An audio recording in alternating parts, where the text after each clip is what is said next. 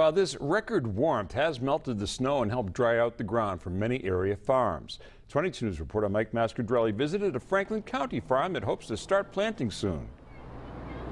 Atlas Farm in Deerfield is a little behind this year, but their fields have dried up and they expect their cold crops to be harvested on time.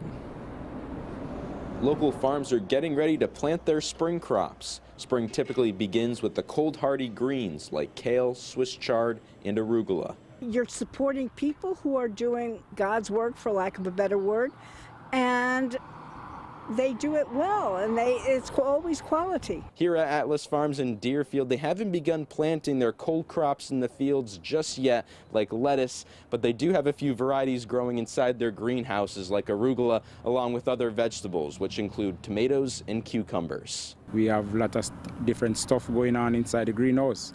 So we just go ahead and do something inside the greenhouse. That's when the time comes and we're ready to plant, we can get something outside the field. Much of a farm's success depends on rain. The region's drought is still a big concern for farmers. We often try to get on our driest ground first in the early part of the season, and so yesterday we were plowing fields that could rapidly become too dry with this kind of weather. So I think it's still on everybody's minds. Porth told 22 News last summer's drought conditions made farming extremely difficult.